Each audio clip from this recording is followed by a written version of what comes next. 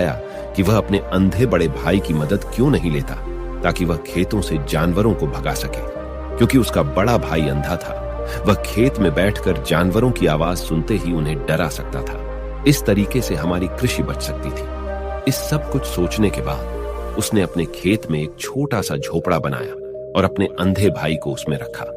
उसने उससे कहा, भाई, अगर तुम किसी जानवर की आवाज सुनो तो जोर से चिल्लाओ और जानवर यहां से भाग जाएंगे।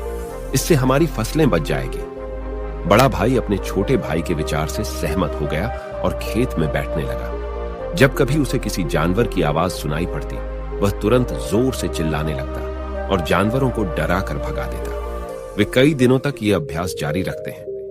एक दिन एक हिरण उनके खेत में दौड़ रहा था और खेत को तोड़कर भाग गया।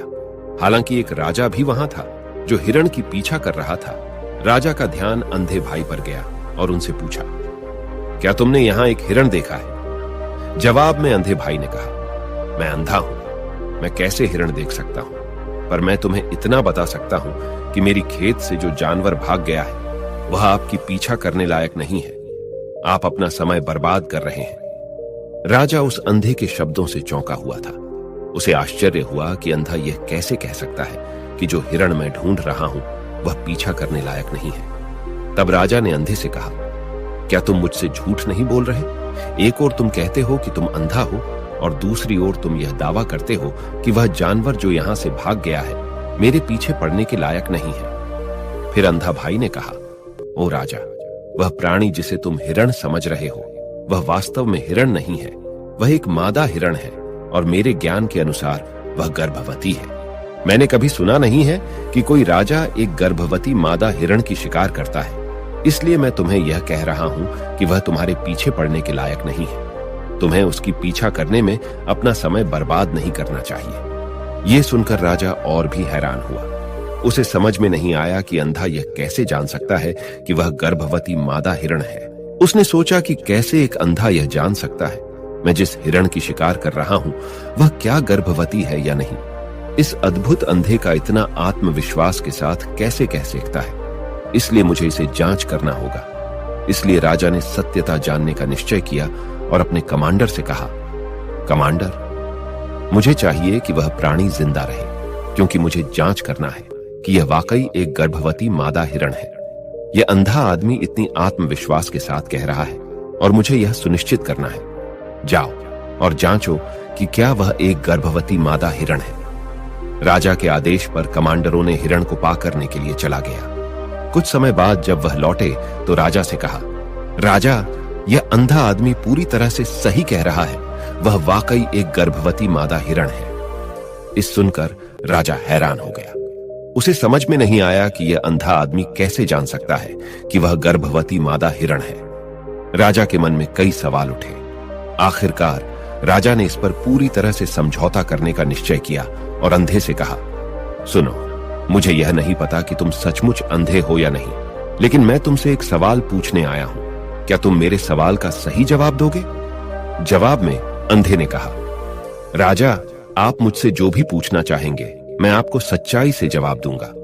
राजा ने कहा, देखो, एक ओर तुम कहते हो कि तुम अंधे हो और दूसरी तरफ तुमने मुझे कहा कि मैं जिस जानवर की मैं पीछा कर रहा था, तुम कहते हो कि वह गर्भवती मादा हिरण है और साथ में तुम्हें यह भी पता लगाता है कि तुम्हारे खेतों में जानवर कब आते हैं और कब जाते हैं। तुमने यह सब कैसे अनुमान लगाया? तब अंधा आदमी ने समझाया, सर, जब आप उस मादा हिरण की पीछा कर रहे थे तो उसकी गति और दौड़ते हुए आवाज से ही मुझे पहले से ही समझ आ गया था कि यह हिरण है और मेरी खेत की बांध काफी छोटी थी, उसकी ऊंचाई ज्यादा नहीं थी। अगर यह सामान्य हिरण होती तो वह आसानी से उस बांध को पार कर सकती थी, लेकिन वह हिरण ने उस बांध को तोड़कर भाग लिया था और यदि वह बांध पार करने की कोशिश करती तो उसके संतान को खतरा होता। इसलिए मुझे समझ में आ गया कि वह गर्भवती है। इस व्याख्या को सुनकर राजा अंधे के विशेष ज्ञान और कौशल को देखकर चौंके हुए हैं।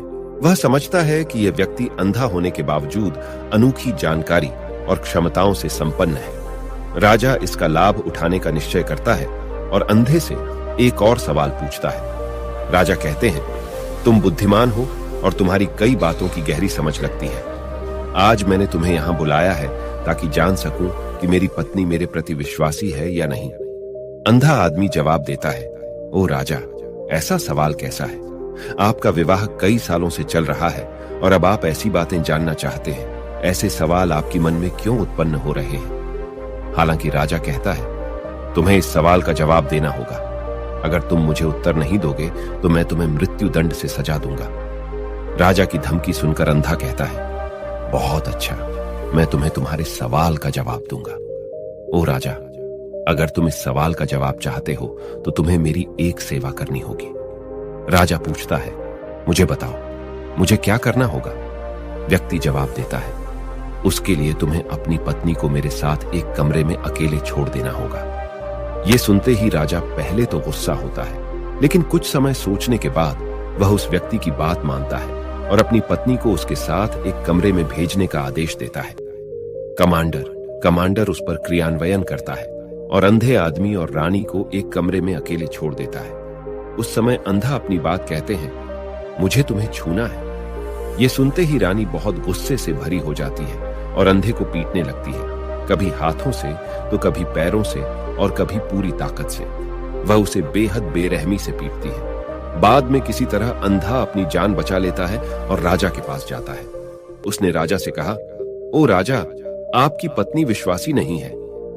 इस सुनते ही राजा बहुत गुस्से से भरकर अपनी तलवार निकालता है और सीधे अपनी पत्नी के पास जाता है। उसने उससे गुस्से में कहा, रानी, आज मैं तुमसे एक सवाल पूछूंगा और तुम्हें सच्चाई से जवाब देना होगा।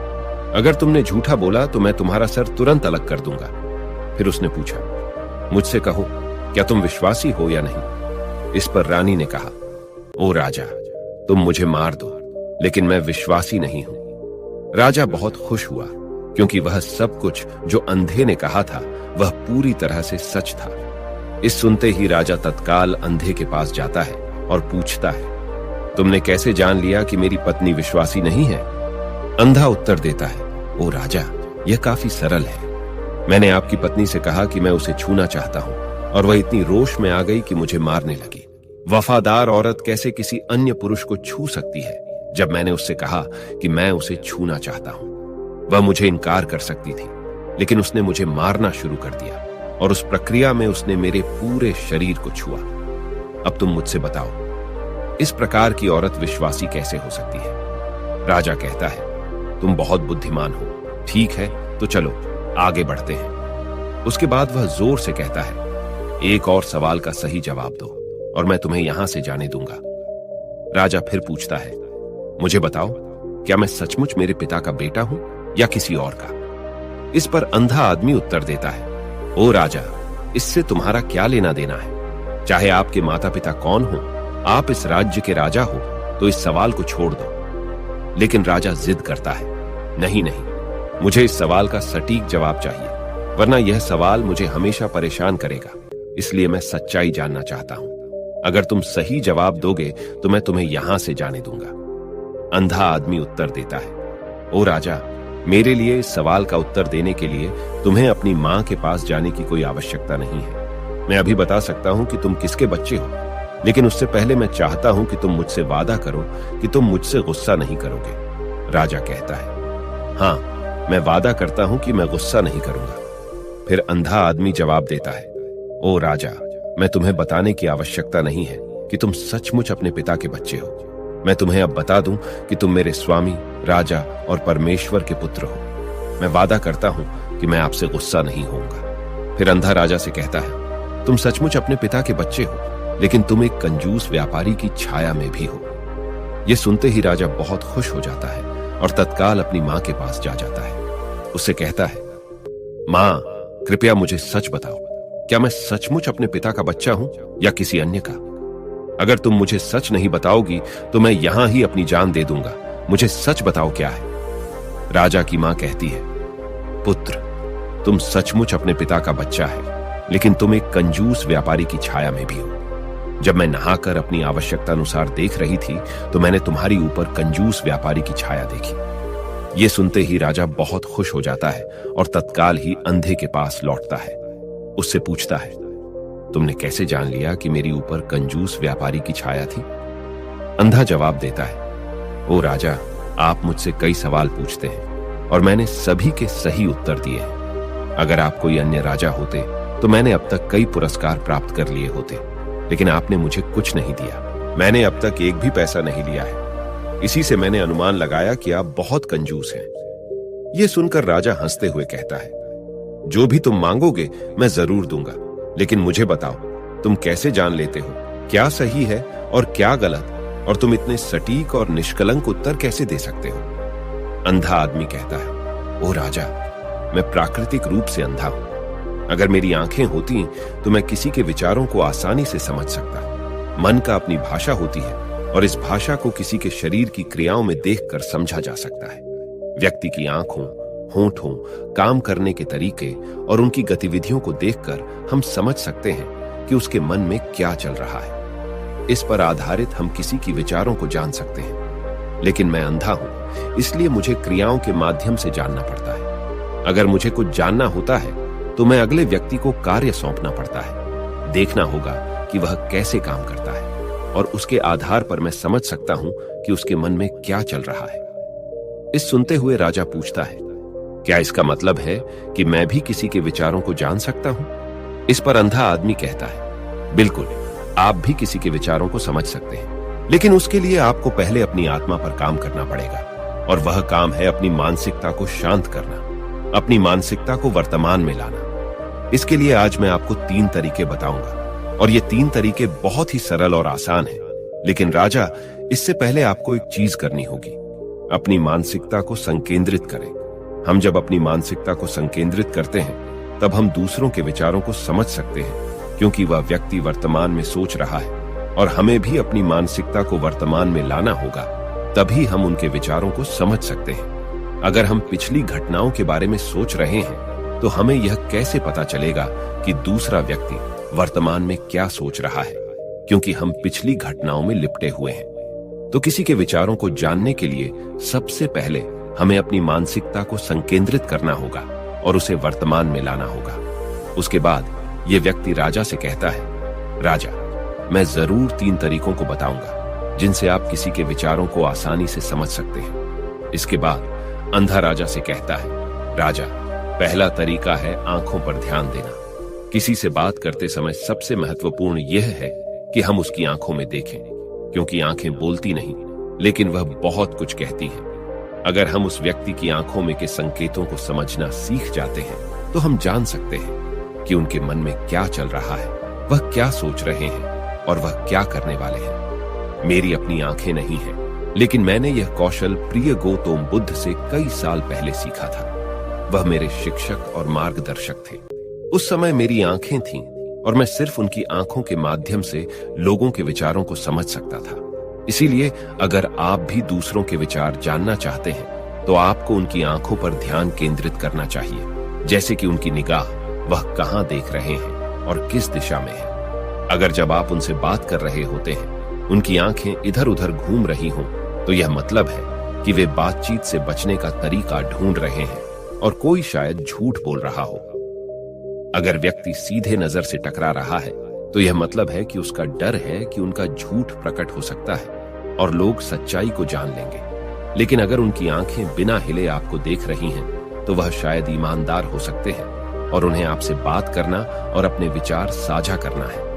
इसके अलावा देखें कि उनकी भौं कैसे हिल रही है। अगर वह दूसरी ओर देखते हुए उनकी भौं नीचे जाती है तो वह शायद कुछ सोच रहे हैं या किसी अन्य चीज के बारे में चिंतित है। अगर उनकी भौं ऊपर जाती है और उनकी आंखें बड़ी हो जाती हैं तो वह आश्चर्यित या जिज्ञासु हो सकते हैं जिन्हें आपके विचारों के बारे में। यहां तक कि देखें कि उनकी पूंजी इतनी बड़ी या छोटी है। पूंजी आंख का काला हिस्सा होती है। अगर पूंजी बड़ी होती है तो यह मतलब है कि वह आपको पसंद करते हैं या आपके कहे को पसंद कर रहे हैं। वह उत्साहित या खुश हैं। अगर पूंजी छोटी होती है तो यह मतलब है कि वह आपको पसंद नहीं करते हैं या आपके कहे को पसंद नहीं कर रहे हैं। वह असहज या गुस्से में है। इसके अलावा देखें कि उनकी आंखों की सफेदी कितनी लाल है या कितनी सफेद है। आंख का सफेद हिस्सा स्क्लेरा कहलाता है। अगर स्क्लेरा लाल होती है तो यह मतलब है कि वह थके हुए, तंत्रित या बीमार हो सकते हैं। वह आपसे बात करना नहीं चाहते होंगे। मैं एक समय याद करता हूं जब मैंने एक थके हुए व्यक्ति से मिला था जो यात्रा कर रहे थे। हम जब बात कर रहे थे तो उसकी आंखें बहुत घूमती रहती थी, मुझे कभी देखती नहीं। इससे दिखाई देता था कि उसको चिंता थी और वह जल्दी जाना चाहता था। मुझे लगा कि वह कुछ छुपा रहा हो सकता है। वह मेरे साथ बात करना नहीं चाहता था, इसलिए मैंने उससे और सवाल पूछे। मैंने पता लगाया कि उसका एक गुप्त योजना था। इसी तरह अन्य भी चेहरे की भावनाओं की अन्य व्यक्तिगत व्यवहार होते हैं जो हमें आसानी से व्यक्ति के विचार समझने में मदद कर सकते हैं। कभी कभी व्यक्ति अपने चेहरे के माध्यम से विभिन्न व्यवहार दिखाता है। यदि आप किसी के चेहरे के अभिव्यक्ति पर ध्यान देते हैं तो आप आसानी से समझ सकते हैं कि वह व्यक्ति निराश है, बहुत दुखी है या बहुत खुश है। आप यह भी समझ सकते हैं कि वह अंदर कैसा महसूस कर रहे हैं, और ये सब बातें उनके चेहरे की अभिव्यक्ति के माध्यम से निश्चित की जा सकती हैं। ओ राजा, चेहरा एक चित्र की तरह है जो दिखाता है कि लोग अंदर कैसा महसूस कर रहे हैं। अगर वे कुछ नहीं कहते हैं तो यदि आप लोगों को बेहतर समझना चाहते हैं तो आपको इन नीरव संकेतों पर ध्यान देना होगा। जब आप किसी को देखते हैं जिनका मुंह नीचे की ओर मुड़ जाता है और छोटे से दुखी चेहरा बनता है, तो आमतौर पर यह मतलब होता है कि वह खुश नहीं है, संतुष्ट नहीं है या कुछ हार गए हैं। आप उनकी आंखों और उनके शरीर से भी समझ सकते हैं कि वह कैसा महसूस कर रहे हैं। वह निचले भावनाओं को महसूस कर रहे हैं। दूसरी ओर, जब कोई बड़ी और सच्ची मुस्कान होती है जो आंखों और गालों को उठाती है, वह खुशी, मित्रता और दयालुता की संकेत है। इसमें आंखों का बड़ा महत्व है। जब वे छोटी और चमकीली होती है तो आप सुनिश्चित हो सकते हैं कि मुस्कान सच्ची है। देखें किसी व्यक्ति की भ्रूणी की जगह जहां त्वचा गहरी होती है और ढीली होती है, जब यह गहरी और तंग होती है तो यह अक्सर मतलब होता है कि वे उलझे हुए हैं, महसूस कर रहे हैं, कुछ कठिन या नई चीज को समझने की कोशिश कर रहे हैं। रुख का तरीका मुंह हमें बहुत कुछ बता सकता है। एक मुंह जो बंद और संकुचित हो, यह मतलब हो सकता है कि वह सहमत नहीं है, किसी चीज से संतुष्ट नहीं है या बातचीत करना नहीं चाहते। लेकिन एक मुंह जो खुला और आराम से हो, यह मतलब होता है कि वह खुले मन से बातचीत करने के लिए तैयार है। जब आप चेहरे की इन संकेतों को देखने और समझने में महारथी हैं, तो आप यह जान सकते हैं कि लोग किस बारे में सोच रहे हैं और कैसा महसूस कर रहे हैं। चाहे वह अपनी भावनाएं बाहर कहें या चुप रहे, उनके चेहरे से हर बात साफ हो जाएगी। इसलिए कोई व्यक्ति जैसे भी अपने शब्दों से बोलता हो, आप उनके चेहरे से सब कुछ समझ सकते हैं। मैं आपको एक कहानी सुनाऊं। एक बार मैंने एक दुखी व्यक्ति से मिला जो मेरी मदद के लिए आया, लेकिन वह ऐसा व्यवहार कर रहे थे कि उन्हें कोई परवाह नहीं। लेकिन मैंने उनकी माथे पर एक छोटी सी रेखा देखी जिससे पता चला कि उनकी परेशानी थी। मैंने उनसे कहा कि मुझे अपनी समस्या बताएं और उन्होंने बता दी। इसके बाद उनको अच्छा लगा और मैंने उनकी मदद की। एक सच्ची मुस्कान आंखों को भी खुश बनाती है। ये मतलब है कि वे खुश और दयालु हैं। एक उदासी मुंह की भौहें नीचे जाती हैं। इसका मतलब है कि वह चिंतित या उलझे हुए हैं। भौहें ऊपर जाती हैं जब वे हैरान या जिज्ञासु विचार रहे होते हैं, तो आप उनकी भावना को उनके चेहरे को देखकर समझ सकते हैं। आगे बढ़ते हुए व्यक्ति राजा से तीसरी मेथड के बारे में बताते हैं, कहते हुए, ओ राजा, एक और भाषा भी है जो है, वह है हाथों की इशारों और शरीर की भाषा की। किसी के विचारों को समझने के लिए हमें हाथों की इशारों और शरीर की भाषा को समझना चाहिए। जब कोई व्यक्ति बातचीत करता है तो आपने देखा होगा कि वह अपने हाथों को हर समय हिलाता रहता है, इशारे करता है। शब्दों के अलावा उनकी शरीर की भाषा भी बड़ी भूमिका निभाती है।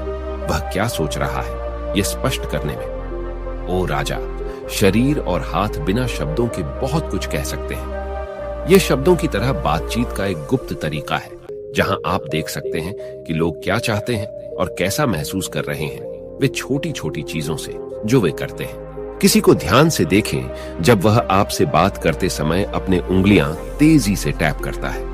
जब उंगलियां किसी चीज पर तेजी से आवाज करती हैं, तो यह मतलब हो सकता है कि वह बोर हो रहे हैं, जल्दी में है या बातचीत जल्दी समाप्त करना चाहते हैं। मैं एक वक्त स्मरण करता हूं जब मैंने एक व्यक्ति से मिला जो मुझसे कुछ बेचना चाहता था और वह यही इशारा करता था।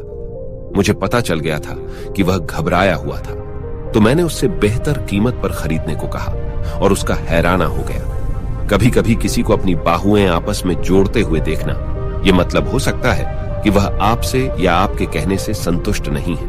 वह अपने विचारों को आपसे छुपा रहे हैं। इस तरह से अपनी बाहुएं जोड़ने का तरीका उनके विचारों और भावनाओं को दूसरों से सुरक्षित रखने की तरह है।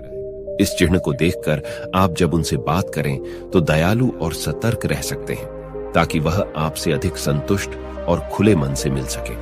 कभी कभी किसी व्यक्ति को आपस में झुकते हुए देखना, यह मतलब हो सकता है कि वह आपसे या आपके कहने से रुचाना रखते हैं। वह आपकी बातों को ध्यान से सुन रहे हैं, जिससे वह आपसे रुचाना रखते हैं और जानना चाहते हैं। इस तरह से अपने शरीर को हिलाने का यह तरीका दिखाता है कि वह आपकी बातों को सुनना, सीखना और समझना चाहते हैं। मैंने एक बुद्धिमान शिक्षक से मिला था जो ऐसा करते थे। वह बहुत शांत थे, लेकिन वह दिलचस्पी से आगे झुकते रहते थे, जिससे यह प्रकट होता था कि उन्हें उस विषय के बारे में और जानना था। कभी कभी लोग जब आपसे बात करते समय अपने चेहरे को छूने की आदत डालते हैं, तो आपको पता चल सकता है कि वह किस बारे में सोच रहे हैं। यह अक्सर मतलब रखता है कि वे चिंतित हैं या सोचते हैं। यह सब छूने का तरीका दिखाते हैं कि उनके मन और दिल में क्या हो रहा है। दूसरों की शरीर और हाथों से सही से समझने के लिए आपको धैर्य रखना पड़ता है, सावधानी से देखना पड़ता है और उन बातों को सराहना करनी पड़ती है जो वे नहीं कहते। ये छोटी पर महत्वपूर्ण संकेत, जैसे कि एक शांत पुस्तक, आपको उन भावनाओं और विचारों को दिखाते हैं जो उनमें छुपे हुए हैं और आपको उनसे बेहतर जुड़ने में मदद करते हैं। अगर हम इन 3 तरीकों पर ध्यान देते हैं और उन्हें सही से समझते हैं, तो हम तेजी से पता लगा सकते हैं कि किसी के मन में क्या चल रहा है, वह हमारी बातों को कितनी ध्यान से सुन रहे हैं और उनके मन में क्या हो रहा है। लेकिन इससे पहले आपको अपने मन को ध्यान में लाना होगा और उसे वर्तमान में लाना होगा।